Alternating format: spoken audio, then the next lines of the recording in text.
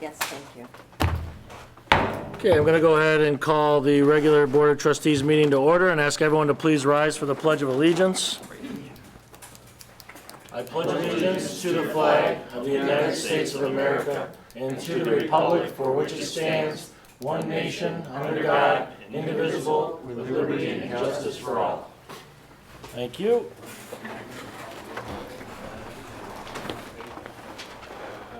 Roll call, please. Trustee Saturn. Present. Trustee Narodowski. Present. Trustee Graffia. Present. Trustee Canley. Present. Supervisor Sweeney. Present. Any public comment? Okay. Seeing none. Under the consent agenda, you have the authorization for payroll and bills and the supervisor's report. Is there anything any of the board members would like pulled off the consent agenda? All right. Can I have a motion to approve the consent agenda as presented? So moved. Moved by Trustee Saturn, Second. seconded by Trustee Narodowski. Any further discussion? Roll call, please. Trustee Saturn. Aye. Trustee Narodowski. Aye. Trustee Graffia. Aye. Trustee Canley. Aye. Supervisor Sweeney. Aye. Okay. You have two sets of minutes, one set from the July 22nd board meeting and the August 6, 2019 special board meeting. You've had a chance to review those. Any questions or proposed changes to those minutes? The first one, it says agenda instead of minutes. And the second one says trustee instead of clerk for George. That's all I saw. I reinvented myself. All right. I don't know I got the agenda. Or the trustee, that I don't know, because I didn't write any minutes when I was a trustee. Any other changes or questions? All right, with those proposed changes, can I have a motion to approve these sets of minutes, these minutes? So moved. Moved by Trustee Ingraffia, is there a second? I'll second it. Seconded by Trustee Narodowski. Any further discussion? All those in favor, please say aye. Aye. Opposed? Motion carries. Okay, under presentations, we have Klein Hall to review our audit, please. Step up to the podium, please. Yes, thank you. Evening. So we have the financial report for the year ended March 31st, 2019. And we went over this with the administration, so there aren't any surprises in here. One thing I always like to mention is our audit opinion. It states that we conducted our audit in accordance with generally accepted auditing standards. And it's our opinion that these financial statements are presented fairly in conformity with the modified cash basis of reporting, which is acceptable and widely practiced here in Illinois. The first couple of pages, 3 and 4, are the entity-wide statements. And this is kind of a condensed statements that put everything, all the funds together and includes any long-term assets and liabilities. One thing I would point out this year is if you look roughly in the middle of page 4, there's a couple of numbers there, gain on exchange of capital assets and gain on sale of capital assets. These are the entity-wide numbers related to the exchanges of the buildings and the sale of those assets because they were mostly fully depreciated, and then we brought the new assets on at an estimated fair value at the time that you received them. There was a large gain there. So essentially it's not real cash money, it just elevates your net assets. The funds, this is where you live on pages 5 and 7. On page 5, this shows your cash balance at March 31st. And of course, your cash balances look healthy at that time of the year because of the March tax collections. But you can see where you're at there. Page 7 is the operating statements of the individual funds. So here we can see how much revenue came in, what you spent the money on, what your ending balances looked like. And you see your funds are all still in good shape compared to the amount of your annual expenditures. Then we also have the sewer fund on page 10. And of course, you don't have much going on there. You get about $100,000 in revenue each year, and you have some operating costs. After that, then, are the notes of the financial statements, and here we discuss the significant accounting policies and add extra detail to support items presented in the financial statements. On page 16 is the summary of the activity related to the capital asset transactions this year. And there you can see those, the $2 million coming in and 998 book value coming off related to the new buildings, and similar numbers for accumulated depreciation. I'm sorry, page 15, we discuss your custodial credit risk there, meaning are you secure in the case of a bank failure with your deposits with financial institutions, and the township is either fully insured or fully collateralized for all of its deposits. So that's the safest position you could be in. Long-term liabilities on page 17, you don't have any debt per se, we just have a liability related to compensated absences. Accumulated vacation time, essentially, is what that number is. And then there's a lengthy footnote on your IMRF fund, retirement fund. Your net pension asset flipped this year. It was an asset. You were overfunded a little bit. Now it's flipped back to a liability. So the IMRF affects your rates as they look at, they do their actuarial studies. So that normally fluctuates.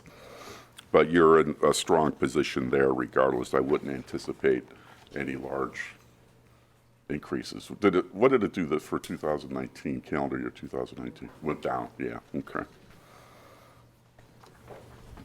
Okay, and that's really about it for the footnotes. Then after that, there's individual fund financial statements. I think you're probably most interested in the statements beginning on page 30, where it shows the actual amounts compared to the budgets.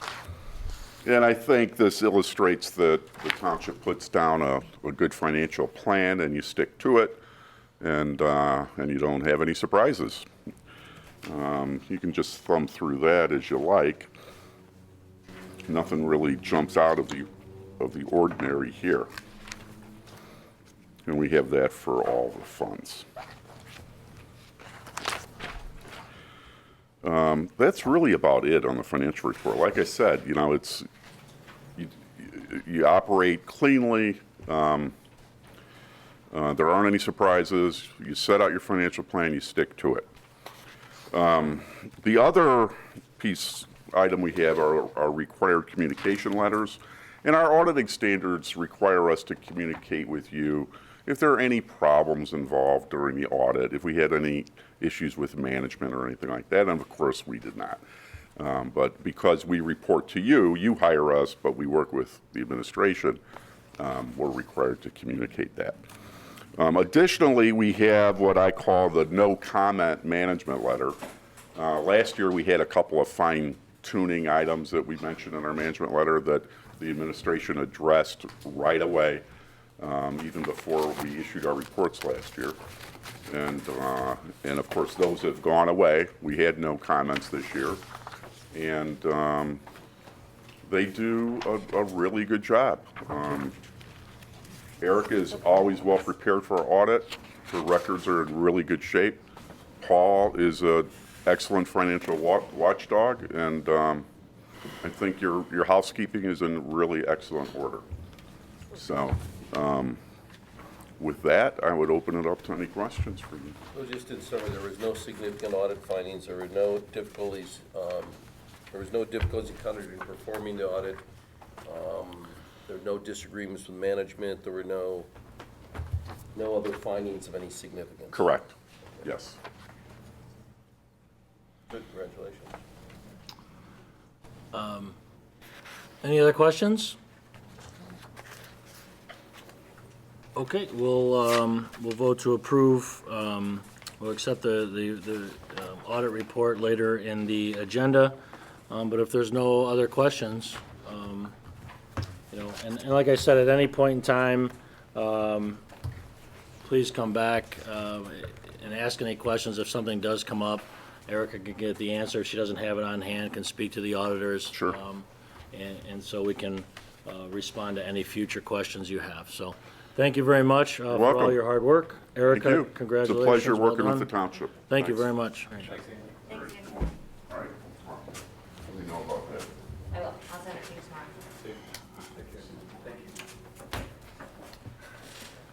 Okay, reports from elected officials, Assessor's Office. Connie?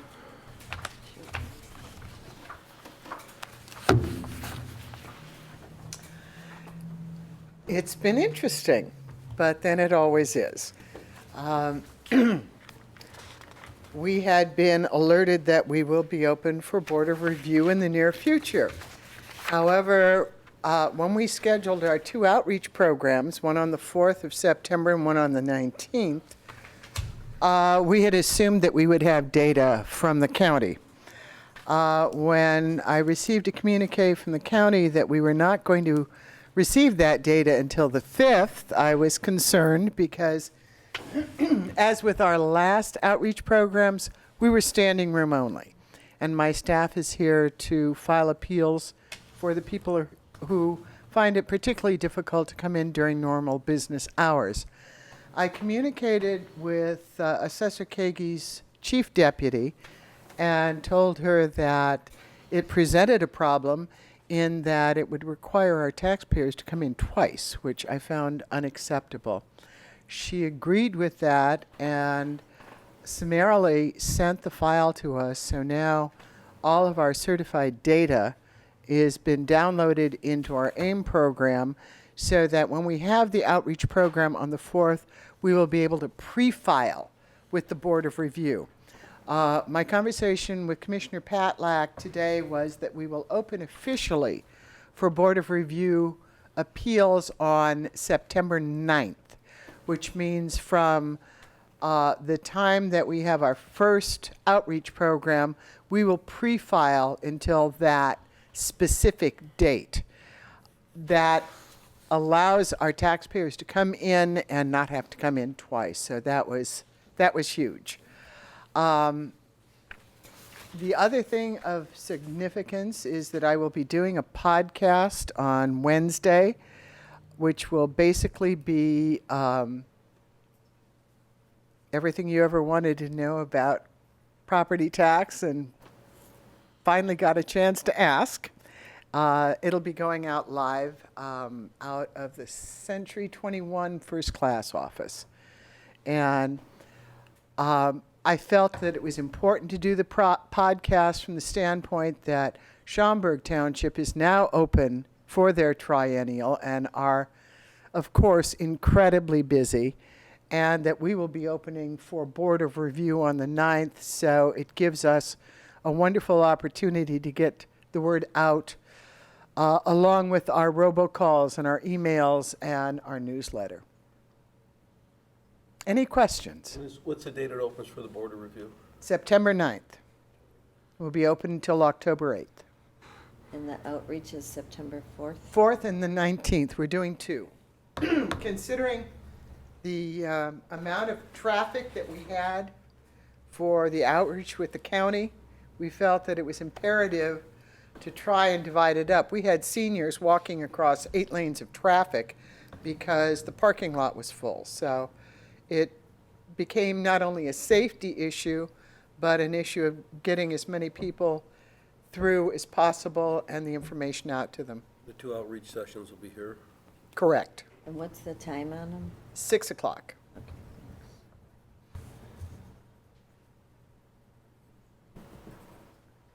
Any additional questions for Connie? Okay, thank you. Clerk's report. George? The report's been submitted, talks about the FOIAs and some other items. One thing I would mention is we continue to see continued annexation of unincorporated property by Elk Grove Village and by Mount Prospect. Mount Prospect seems set on annexing all the way south to 94, with maybe a few exceptions. They run into some opposition from some of the residents, but in several of these cases, they're surrounding them in a way where they really don't have to get their approval. And then Elk Grove continues to move north to 94. So there's more and more unincorporated areas that are being annexed by the municipalities. This is a stepped up effort by those two villages. Okay. Any questions for George? All right. I received a call from the Highway Commissioner. He could not be here tonight, but he has a report included in your packet. I would recommend reaching out to him if you have any questions. Okay. All right. Can I have a motion to accept the elected official reports as presented? So moved. Moved by, that was tough, yes. It was harsh. Trustee Keenly, Second. seconded by trustee Saturn. Any further discussion? All those in favor, please say aye. Aye. Opposed? Motion carries. Okay. No correspondence. Under old business, item 1 continues to be here until we get a satisfactory answer. We're still waiting to get some clarification.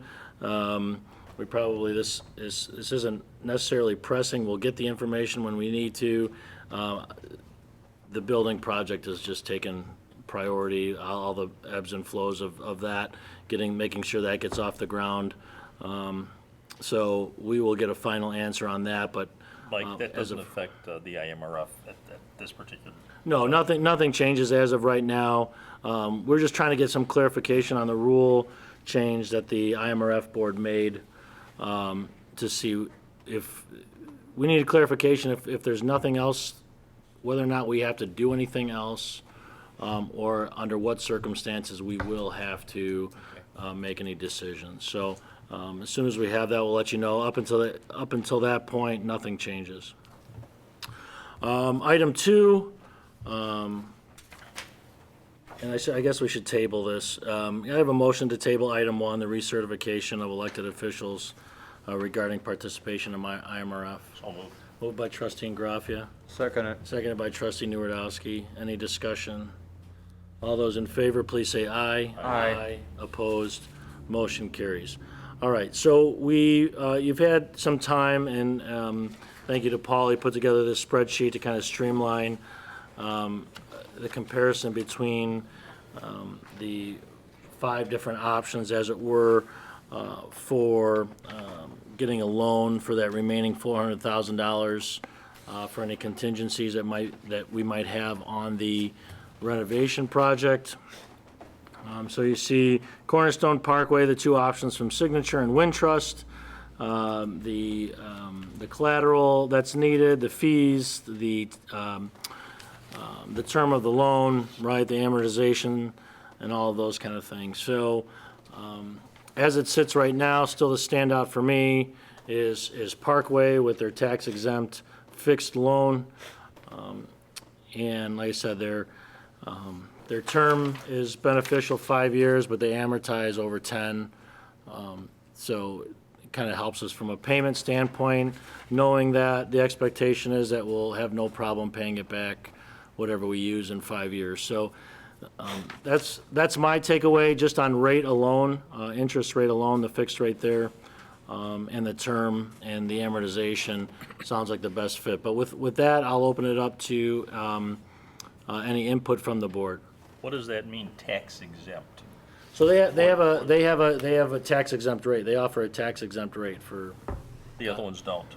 that is correct. They, at least if they do, They didn't they tell us. didn't tell us. So I can't remember. It's in there what the regular rate was. I'm trying to remember. It's significant. It's a significant reduction. And Of course, I'm not going to be able to find it now. The actual, No. the Go ahead. actual interest doesn't occur until we actually have to spend something. No, it's not a draw. This would be a loan. This would be an outright loan. Also, an outright loan, okay. No draw.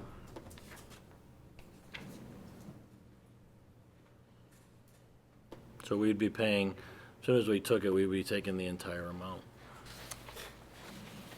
Why did we decide to go in that direction? We didn't. There's some that offer draws. I mean, it's just, you know, from my way, we asked these banks to just come up with, we didn't want to we don't want to guide them into something. We told them we wanted them to be as creative as they can, to give us the best interest rates, the best terms that they thought would be beneficial for us. That's how Parkway came in. Now, whether they offer a type of, the corporate comparison to like a HELOC or something, if they offer that, why they didn't offer it here, I don't know. But with that being said, So it's If more we like, borrow- it's more like a mortgage. Once we accept the loan, we start paying it back. That's right. That's right.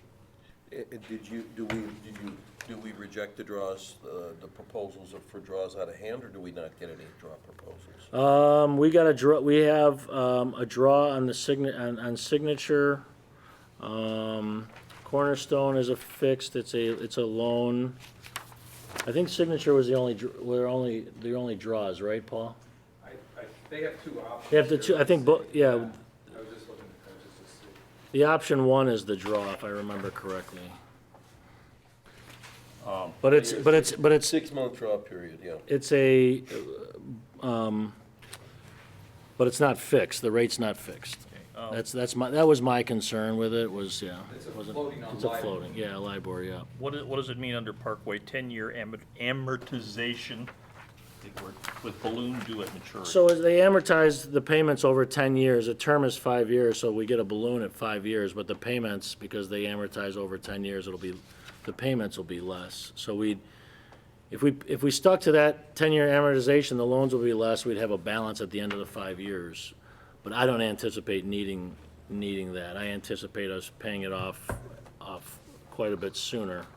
So then, if there was any type of a balloon, it would be at the end of 10 years? 5 years. Or 5 years?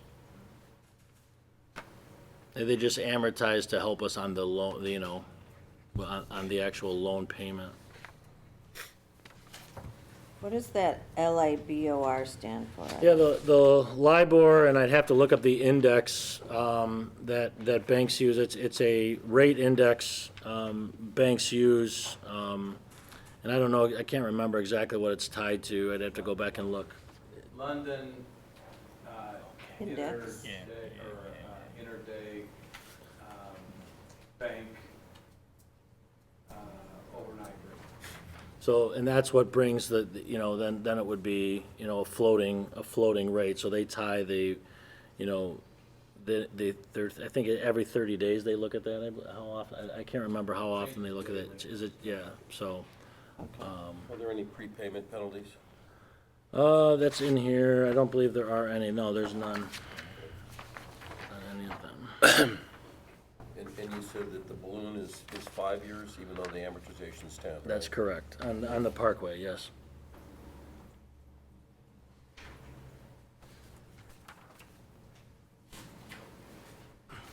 And like I said, even if we took out the 400,000 and we knew the project was complete, let's say we only used 200,000, we could pay the 200,000 back and then decide what we wanted to do for that last 200,000. So it's not that we would have to have that entire loan over the course of the term.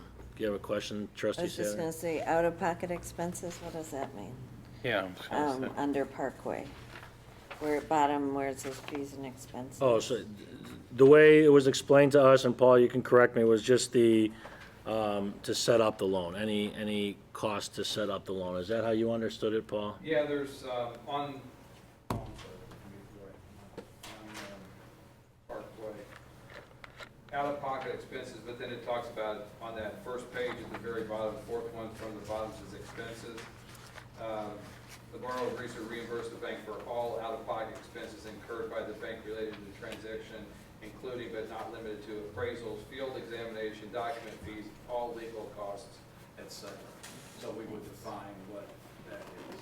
We would need to define what, every bank's gonna have it. Right. Closing costs.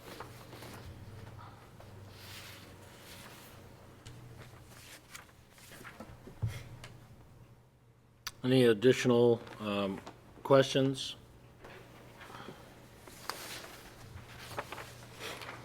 The board feel comfortable taking action tonight? Do you need more time? Why do we have to mention full faith and credit of the township? Isn't that the case in all of these, or what is that? That's their terms. I mean, he's laying that out, what the banks, what the particular banks are laying out as their Because terms. it's usually, I mean, it should be the first mortgage assignment of rents with, or the unsecured with the negative pledge, so that they just have to write that in That's what there. yes, that's what they're, They're all that, actually. well, right, sure.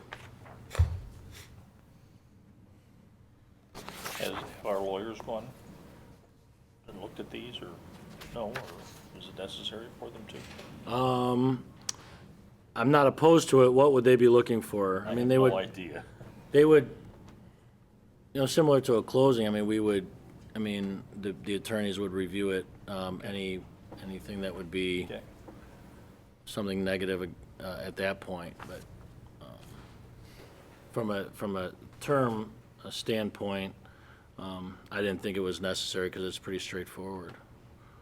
So our closing attorney, if you want to put that way, is that our township attorney, or will we be using the? Yeah, my guess is he'll bring in real estate? Okay. David, I don't know if it would be David or if it would be Eric, David or Eric. Yeah, they have real estate attorneys on staff, so.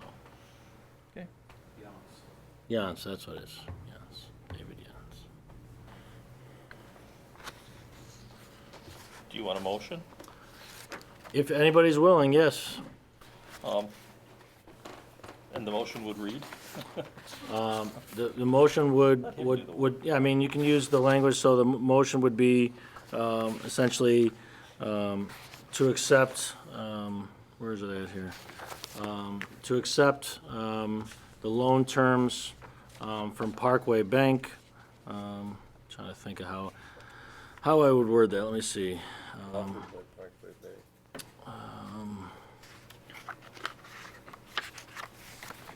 To approve Parkway Bank as the lender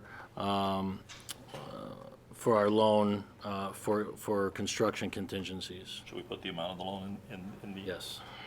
In the motion? I would, yes. Okay. Well, it's you want me to come up with the just did it, language? didn't you? Okay. So the motion would read to accept Parkway Bank as the lender to loan the township $400,000 for contingencies on the building renovation project at 600 Landmeyer in Elk Grove Village. Did you say the amount? Yeah? Yeah. I did. Yeah. Okay. Okay, so moved. Moved by trustee Ingraffia. Second. Seconded by trustee Keenly. Any further discussion? Roll call, please. Trustee Saturn, Aye. trustee Narodowski, Aye. trustee Graffia. Aye. Trustee Keenly. Aye.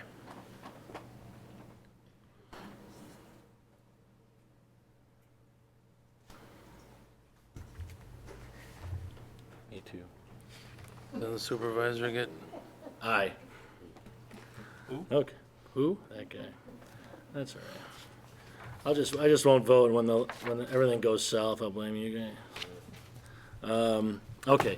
So under new business, we have the acceptance of the fiscal year ending 2019 audit report. Any additional comments about the report, the audit report? All right. Can I have a motion to approve the 2019 audit report as presented? So move. Moved by trustee Keenly.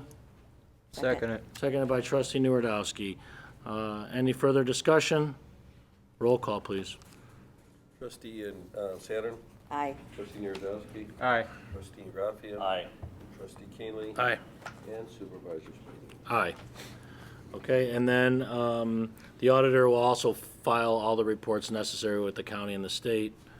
So if, they might have already done, or they're gonna wait till after today, they'll file those.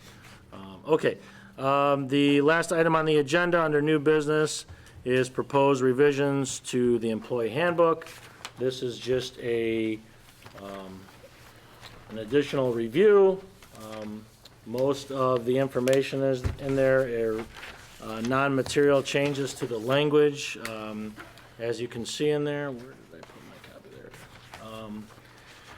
The biggest change, the biggest addition is The FMLA, we don't comply with FMLA because we're not large enough, but due to all the laws regarding notification and providing information to employees, Jason included the information on FMLA. That was the biggest addition on page 19 through 23, 24.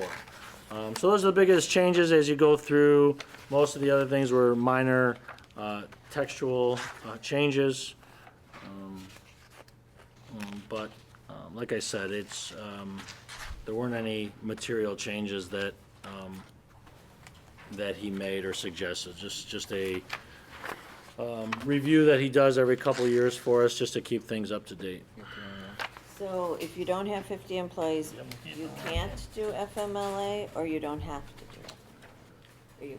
Or you- You're not compelled to do it. You're not required to do it by law. You can offer FMLA type leave, and we do have things in here for different leaves that we've, tried to, provide some benefit to employees that are in that circumstance. But as far as the regulation under FMLA specifically, we don't have to comply with everything specifically there because, like you said, we don't have the 50 employees. 50. Just one thing, because I'm Yep. a big grammar person. On Sure. page 30, 30, yep. it crossed out the word "will have" under the paragraph Illinois Municipal Retirement Fund. I What? think under Illinois Municipal Retirement Fund, Cross out the 2. it's crossed out "will have," yeah, cross out the 2. Yep, Okay, makes sense. Okay. now I feel better. Any other suggestions, questions, changes to what's presented here? Okay. All right. If there's no concerns about the changes or any additional questions, can I have a motion to approve the proposed revisions to the Elk Grove Township Employee Handbook? Mike, What's that? Go ahead. question. Yeah, go ahead. There was just a couple little minor things in here that I didn't catch until afterwards. Okay. That need to be addressed with Jason. It's on page 11, meal breaks, Right. where it says, policy to allow employees who work a shift of at least 7.5 hours, while our employees only work 7 hours in most instances. So that we would need to tweak that. And then there was another thing back here that I was looking at in regards to vacation time. We had some issues with trying to figure out when employees start, during the year as far as when they cycle on an annual basis and how we do that. Jason came up with a kind of good suggestion that didn't make it in here. Okay. It was after this was printed, so, I mean, All right. if you could approve it with those caveats or let it sit till next No, month. we'll let it sit till next month. Okay. So, if that's the case, because the one thing is that we can change that on page 11, the meal breaks. I don't think that'll be material. Change it to 7 and it won't be Very small. material. Right. Okay, so anything on vacation, we'll address. So, with that, like I said, this isn't a pressing issue. This is just, like I said, a review, a regular review that he does. So if I can have a motion to table the proposed revisions to the Township Employee Handbook, that'd be great. So moved. Moved by trustee Saturn, Second it. seconded by trustee Nuredowski. Any further discussion?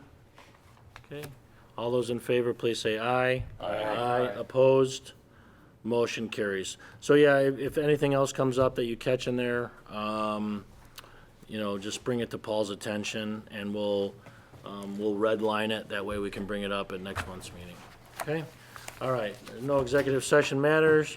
Can I have a motion to adjourn? So moved. Moved by trustee Saturn, is there a second? Second. Seconded by trustee Nuredowski. All those in favor, please say aye. Aye. Aye. Opposed? Motion carries. Thank you very much.